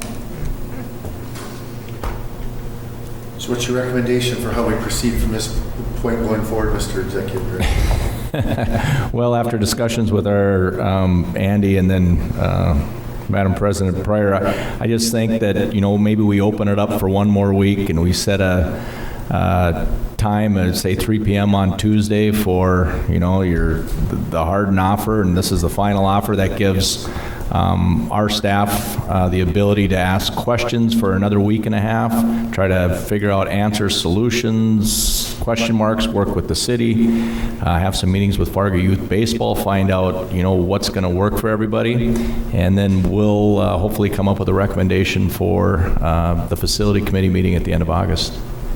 But you're saying you're giving people another week to make changes or whatever? Or what?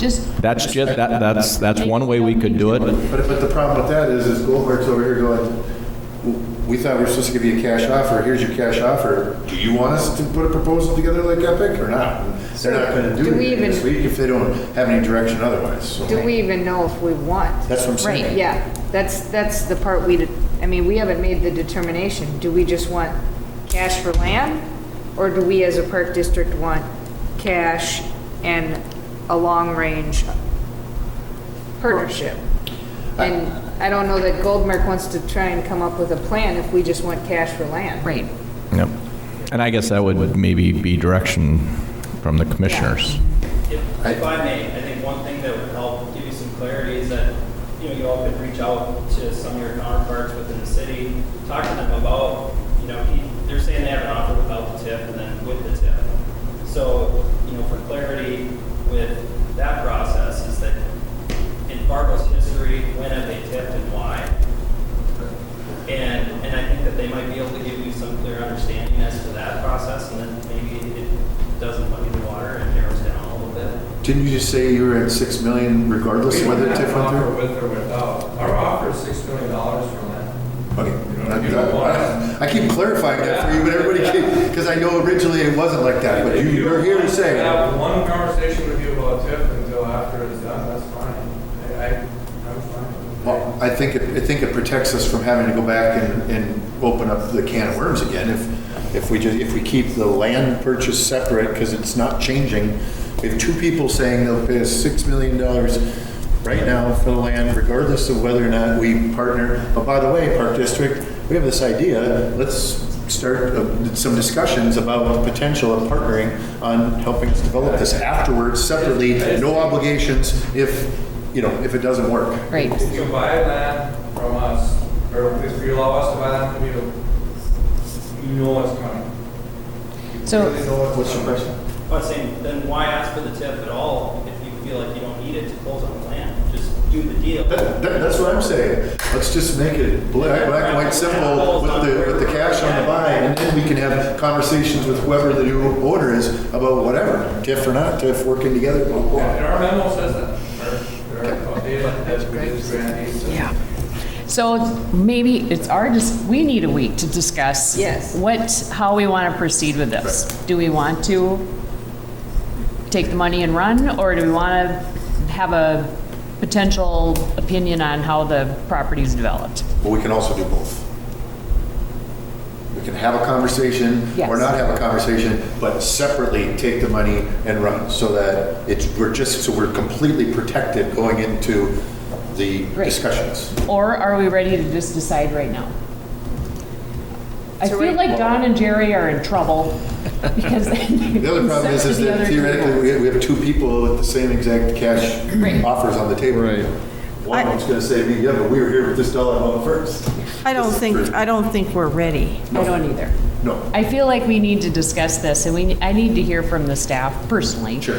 That if they're interested in more programmable space and how that fits into our overall picture and what we would do with this. Yeah, that's fair. We haven't even spoke to our staff really about whether they're interested in pursuing this, and we've taken on a few of these in the last few years. So, anyway. I think part of the issue is open meeting laws, too. We have 5 commissioners that need to discuss it, well, they have to do an open meeting setting. Right. So, are we going to do a special meeting to discuss it? Dave can reach out to each one individually, and then you guys apply, we can't discuss it together. I mean, that's kind of the issue we're running into, is how do we discuss this as a group, all 5 of you, and get to consensus. Right. Without violating open meeting law. That's the direction I'm trying to get from Dave. Well, and that was one of the things, is to allow them to remain open for a week, take a final offer. And you could just say, these are the final offers, allow staff to vet them, discuss them, and we can bring it a recommendation to facilities. So you could say, deadline is tonight at 7 o'clock. And these are our final offers. Let the staff review them. We'll bring our recommendation to the facility meeting. So cash offers. No contingencies. The discussions about partnership things is a separate thing. Well, I think we're making no decision today. No, I know, but I'm Okay. saying for giving people Just direction as far as what we would want cash offers, and then you can come and talk to us about partnering on things on a separate note. I don't think, there's no reason to tie that partnership into the financial offer. Everybody's made that clear in here, that of these 3 entities. I mean, I'm not. So really the pot doesn't get sweetened by us working together. I'm not saying I don't want to work together. I'm just saying that we need to be black and white about it. However, if we care what the land's used for ultimately, in the end, which, I kind of care whether somebody just paves the whole thing, or they put some god-awful who knows what, I don't even have an opinion what that awful is, or they come up with something fantastic, and I don't know that I necessarily have the right to decide what that is, because I'm just selling them the land, but like I said, Todd kind of muddied the water and got my brain kind of thinking now, so. And I think it's awesome. Yes. And so you don't want to say we're just going to sell the land and we don't care what's going to happen after that, because we do care what happens after that. We've already expressed that. So I don't know if our retreat next week can become a special meeting, if that time frame fits, since we know we're all available that time. Is that an option? Well, I think it might muddle the purpose of the retreat if it's going to be a special meeting like Well, that. I know, but time's of essence in this situation, and I think these gentlemen deserve us to move forward with some due diligence.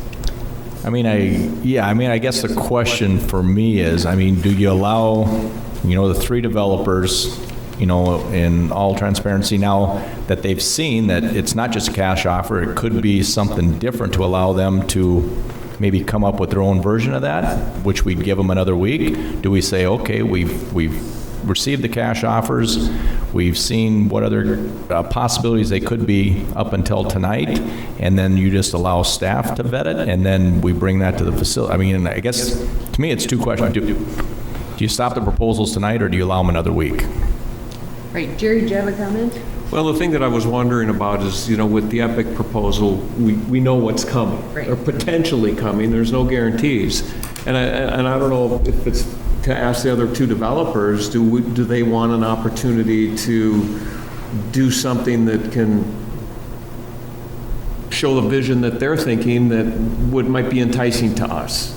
Do we want to give them the opportunity to try and and I don't know if that's, in some ways, it's fair if you ask them if they want the opportunity, and then in some ways it's like, well, are we penalizing EPIC because they came in with a land purchase and a vision? So I mean, we're kind of stuck in the middle, and I think it goes back to we've not done this historically. So I'm kind of middle.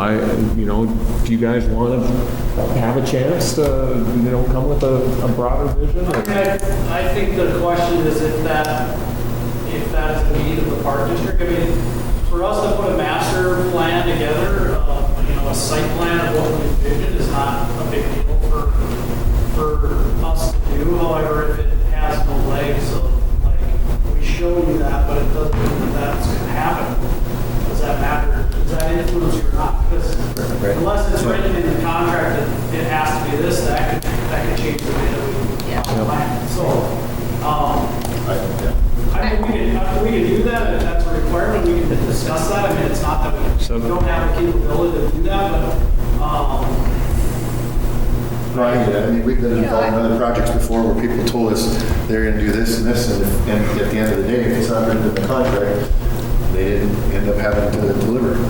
So Personally, I mean, you're not required to give us a site plan, but I'm a visual person, so when I saw the pictures, it was so much easier for me. I get a little nervous about 7-story buildings, but that all plays into my brain as well. So, while it doesn't have to be exactly what you're doing, I like that I can see how it fits or doesn't fit with the park.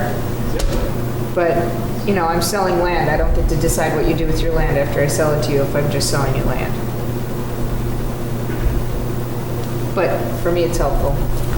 I would recommend that the developers at least be given the opportunity so that it's a level playing field and nobody after the fact is questioning whether they have the option to present. Now that you've somewhat deviated from the listing agreements, that they're given the option. They've obviously heard some of your input.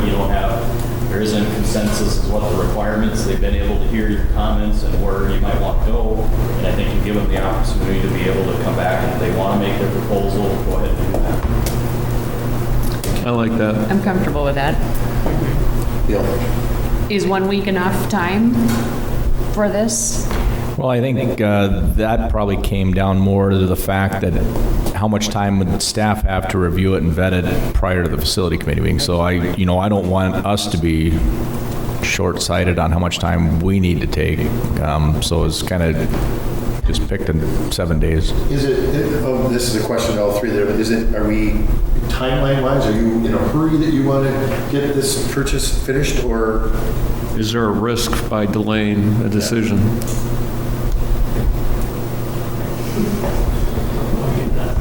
Kim needs a personal opinion. Just say to me, yes, we'd like you to get it over with, or are you saying, yeah, take your time and do due diligence? So we were the first one who made an offer on the property. It's been sitting out there for quite some time. And as we said, we talked with David. I get it, it's a complicated process. But, we've stayed committed to it, focused to it, and we're obviously here to have this conversation and work to continue to have dialogue. In general terms, you get answers back relatively quickly, but it's not a typical process. So, yes, it would be great to have a quick answer. So we're breaking business rules, is what you're saying, because we don't know any better. I get it. No, I get it. But sometimes you have to allow for the process to take place, and there's expirations on them, but it doesn't mean that we wouldn't go past that expiration and look at adjusting the offer. I mean, that's probably the bigger question, because I think, did your proposal have August 5th on it?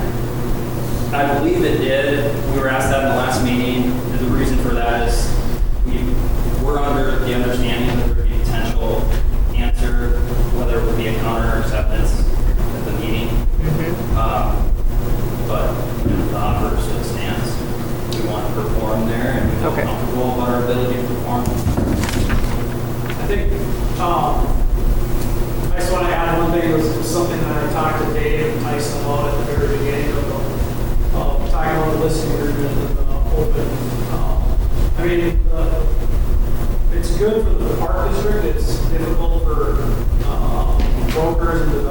what we fear would happen, in fact happen, is that the first person to the table brings an offer, and then the other people will gradually get up to that offer. And so then the worry is that, next week, does somebody put it in at 6.05 million? And then there's 6.1 million. Right? I mean, it's great for the park district, don't get me wrong, but, it's kind of, it's an interesting situation of how it is involved. And so I wouldn't want, I bring it up for multiple reasons. But one is that if Mark and Brendan decide that they want us to go to the effort to come up with a master plan and say they adjust their offer or not, I don't know if they have any inclination to do that.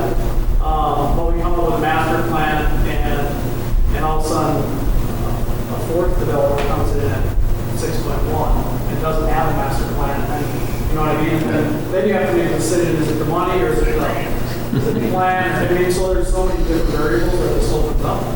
And that's why the bid process, it was just a hard bid they did earlier. It's easy, it's either accept it or you don't. This just makes it a little more convoluted. So I would ask that, if you're going to accept or deny or counter or give a stop dead date, the offers are due now, and you don't have to, obviously, it's probably your issue, you don't do that, because people could come in, but it's going to go, it could potentially go on the process. So.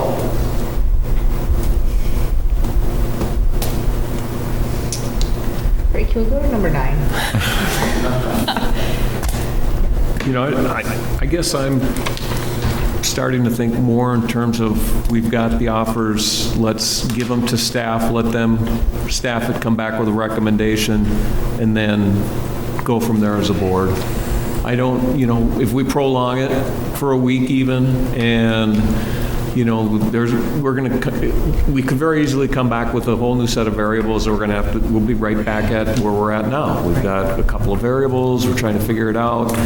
We give them a week, they'll go, like they said, and sweeten things up and change things around, and we'll just be as confused then as we are now. So I'm almost of the opinion we lock down our offers as they stand, give them to the staff, let them go through it, and come back with a recommendation, and then